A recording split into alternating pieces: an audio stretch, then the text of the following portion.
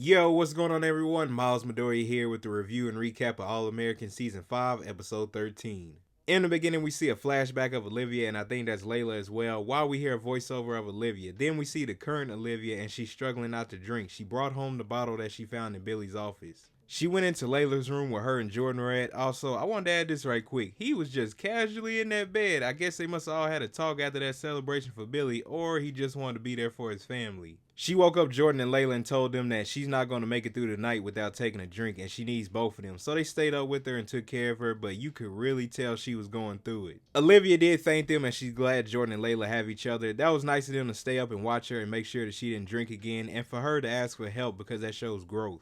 Next scene, we see Spencer and Alicia. I was wondering if we was going to see this character again sooner or later. She made him some food, but he couldn't eat it before a workout. She was trying to talk to him, get him to slow down. Billy's funeral was a couple days ago, and how no one is expecting him to jump back in right away. Like before, he not trying to talk about it. He just said it's the cycle of life. What happened to Billy isn't something they can change, and he had to go and told her that he'll eat the food that she made later. This won't be the first time Spencer shrugs off people trying to help him or talk to him about Billy. Back at the Baker's house, we see Jordan and Layla. Jordan was trying to figure out how to help Olivia, so he decided he was going to call her sponsor. There was a knock at the door, and it was Olivia's sponsor, Nurse Joy. She was looking at both of them like, why did it seem like they just saw a ghost? And Jordan let her know that they was about to call her and wondered how did she know to come there. Olivia popped up and said she called her and she called everyone else. She let them know if she's going to get through the day and not drink, she's going to need her village. Then we see everyone come through the door. Olivia tells everyone she would have had a drink if she didn't get help that night. Laura wondered why didn't she say anything, and she told her she wasn't the only one that lost her dad, and focusing it on her felt selfish. Asher let her know no one would have felt that. Nurse Joy asked how can they help, and she told him that Jordan already checked the different places where she would hide her drinks, so keep checking those places and keep her honest. Jordan showed what alcohol was left in the house, and Laura said that was her dad's. How did she get that? And she said she took it from his office. She told them she can't keep fighting alone. Coop let her know that they can help out whatever it takes. Layla tells her they won't leave her alone since she feels like she can't be left alone. Asher's at the beach house talking with Jamie. She asked about Olivia and he said she's surprisingly strong, which she is. That took a lot to ask for help instead of drinking. Jamie's doctor messaged her and let her know about her appointment for her first ultrasound. Asher thought it was in a couple of weeks, but she said she wanted to monitor her early because of her lupus, and from that point on, you could tell Asher was getting nervous. He started to wonder if that was normal or if anything was wrong, and she told him to slow down. The doctor's just taking precaution to make sure that she has a healthy pregnancy. Over at the Baker's Crenshaw house, Jordan sees a package that was addressed to his dad, and he said it's weird to think that that order could have been the last thing that his dad did. Layla let him know that they could set that aside for his mom to deal with, and he said he didn't want to put her through that. She suggested that they open the package, and he said if they do, that's it. There will be no more packages, no more moments with his dad. That is a tough thought. It's sad seeing him like that. That was his dad, and he really meant a lot to him. At GAU, Spencer's working out. Coop stopped by and asked him why didn't he show up at the Baker's house, and told him what was going on, and he said he didn't get a call. Coop was like, is he serious? Is that all he got to say? Spencer asked Coop, what does she want from him? It sounds like she got all the support that she needs. Next scene, Nurse Joy asks Olivia what's really going on. Losing her dad hurts, she understands her pain, but that's not the whole story. She did the right thing activating her village instead of trying to go it alone this time, and that is growth, but her village can't babysit her forever, so she needs to dig deep and find her why. Why now does she want that drink?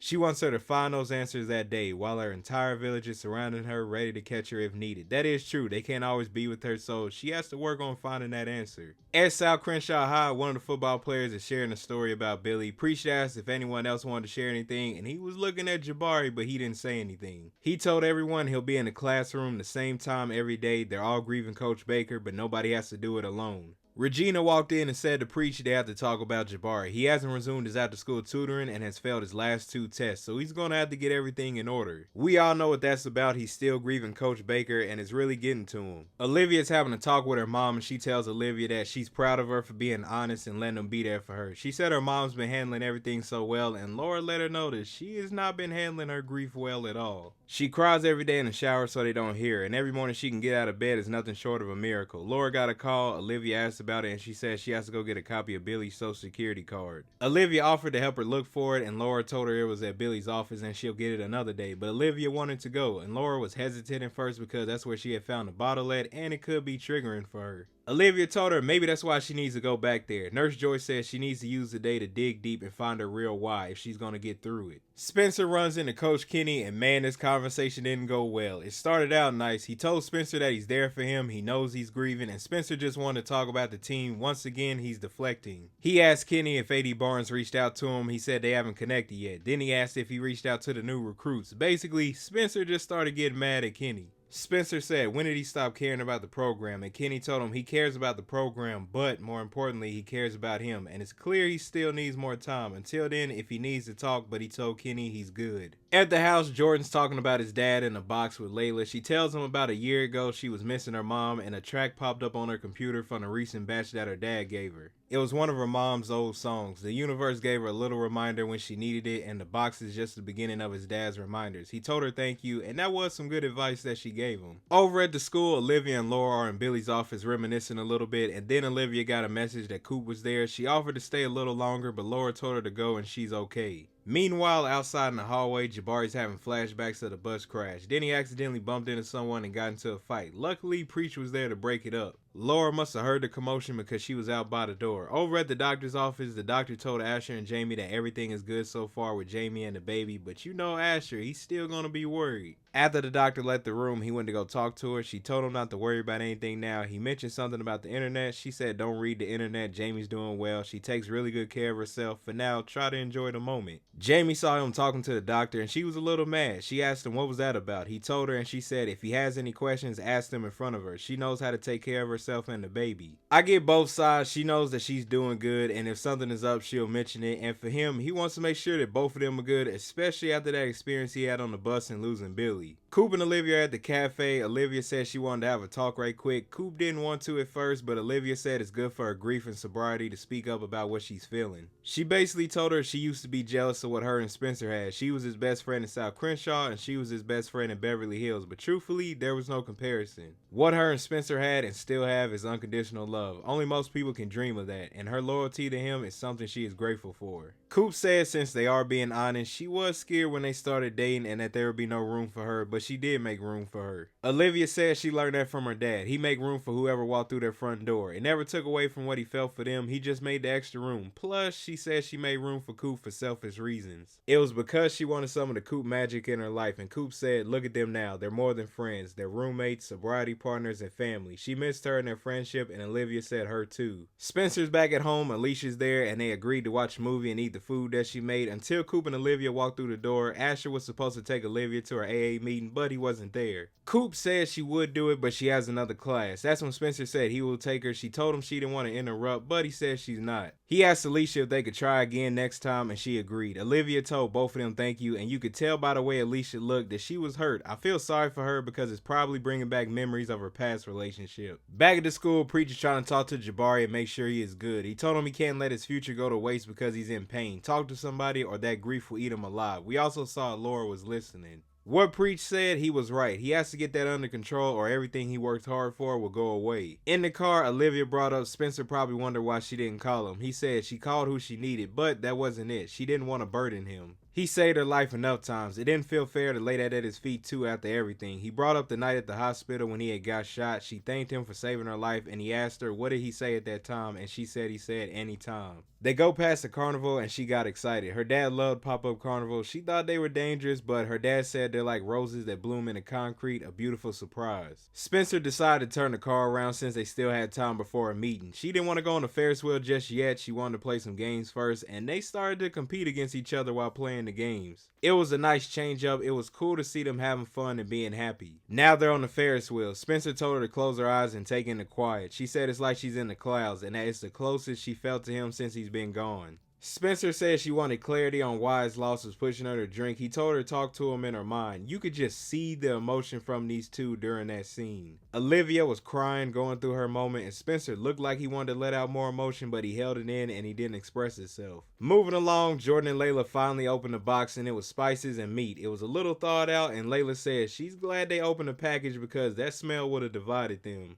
Jordan wondered what it was all for, and she said Louisiana night. Earlier when they were at the Crenshaw house, she saw a flyer on the table that said South Crenshaw is hosting a Louisiana night. Jordan mentioned that his dad must have been making his grandma Mary's jumping jambalaya, so Layla said they should have a family dinner making a jambalaya. At the beach house, Jamie asked Asher why is he so freaked out about the baby all of a sudden. He told her it's not the baby and she said it's the bus crash. He told her 1 minute everything is fine and then the next they're on the side of the cliff and the coach is gone. He learned the hard way that nothing is promised and he can't stop thinking about something bad happening to her and the baby. Both of them are his whole world and she said he's their whole world too. Jamie said he's right, nothing is promised. That's why they have to live in the now and find joy in the now. And asked if he thought about talking to someone, he said he's talking to her. But she said someone to talk to about his PTSD, someone that can help him start believing that he deserves all the good things in his life. He said maybe she's right. Every time they have a good moment it's on point. Glad they talked it out and got everything handled. Later on that night, Jordan was waiting on Olivia and she told him that she can honestly say she's really proud of herself. Also, she thinks she's found her why. It's the silence, not just the quiet, but the silence of things left unsaid, silence in friendships, relationships, and especially the silence of someone passing. Silence is the hardest thing for her to face. Jordan chimed in and said she's facing it. She wondered about others who are like her who don't have a village to turn to. Jordan laughed. He said she has that look. The look their dad said Olivia looks like she's about to do something that would change the world for good. They're at the house cooking. Laura wanted to make sure that she was preparing the rice right, and Olivia said it's just rice, it's not hard to mess up. Laura said when her dad asked her to help, she was never asked again. I can see it now. She probably messed up on it a little bit, and he was like, it's time for her to leave out the kitchen. Layla came down the stairs and here's where everything was revealed. Jordan was telling her his dad would have loved it. His family together making food and probably use his mom's rice. Now it can't be that bad. They worked close together. He did tell her thank you for being there for him and everyone in that kitchen saw them and Olivia said guess that was their coming out dinner. Asher said those two need to get a room. Coop said they do. She shares a wall with them. I started laughing at that part. When she said that, Laura was not trying to hear any of that. She wanted to go back to cooking and Grace agreed. So now everyone knows that they're dating. Later on, Olivia went to go talk to Spencer and she brought up about what she said before everything had happened and he said he always admired how brave she is. Telling him she wanted him back couldn't have been easy and they owe each other an honest conversation about what they feel and where they stand, but he wants to have it when they're clear-headed. She asked her things that she's dealing with and he almost said something about himself but he stopped. She wondered what was he gonna say. She said her dad was like a dad to him, but of course he didn't want to talk about it and he kept talking about what they were currently speaking about. Laura was wondering what Olivia was doing. She told her she wants to bring back Live the Truth. She said it was some things that she wanted to say to them and anyone else that needs to hear it. While she was talking, Spencer ended up leaving. Spencer's back at the beach house. He sees a letter from Alicia that says she doesn't want him to feel pressured by her, so she's going to take a step back. If he needs her, he knows where to find her. That was kind of sad, but she is doing what's best. Then there was a knock at the door. It was Coach Kenny. Spencer told him it's not the right time, but Kenny came through the door anyway. He said he came to check in on him. As soon as Kenny said, I'm here for you, son, he got flashbacks of his dad and Billy calling him son, and he snapped. He told him not to call him son. He doesn't need a dad. He doesn't need a mentor or a friend. He needs a coach. He said somebody who's going to do whatever it takes to win and get him to the NFL, and that person isn't him. He told him he should have listened to those coaches at TNT and Toledo. All they cared about was the game. He said he's done wasting his time with him and GAU football, so he gave his official notice and he's entering the portal. I felt bad for Coach Kenny. Like, shout out to him for keeping it cool and not yelling back at him because he knows he's grieving. Plus, we all know Spencer's not going to go anywhere. Once he works his grief out, he's going to stay there. Back at the school, Jabari's in Coach Baker's office and Laura walked in. She said Preach told her that he was there. They started talking and Laura said the silence is loud. It leaves a lot of room for your mind to play tricks on you if you don't face it head on. He told her it don't matter. He doesn't matter. She let him know he does matter. That's why her husband went back for him. He can't keep carrying all of that guilt. It's not what Billy would have wanted. Laura wanted to know what happened to Billy when he went back on that bus. He didn't want to tell her at first because he caused her enough pain and she wouldn't want to hear it. And she said she doesn't, but she needs to and he needs to release it. So we see what all that happened. He got Jabari. They were supposed to exit the bus one at a time. And when Jabari told him that he can get off the bus, Billy probably knew that he wasn't going to be able to make it out that bus. And he told Jabari to tell his family that he loves them. Laura told Jabari that there was nothing that he could have done. After that, Laura left. Olivia was there. She gave her mom a hug. And that's where the episode ends. Overall, that was a good episode. I thought the actors really showed the emotion that the characters are going through. We'll probably see the others in the way that they're handling their grief, and Spencer especially is one that's going to have to deal with it because we're going to be seeing him wilding out in some of these next episodes. Comment below, what did you think about the episode? What was your favorite part from it? Thank you all for watching this video, and I'll see you in the next one.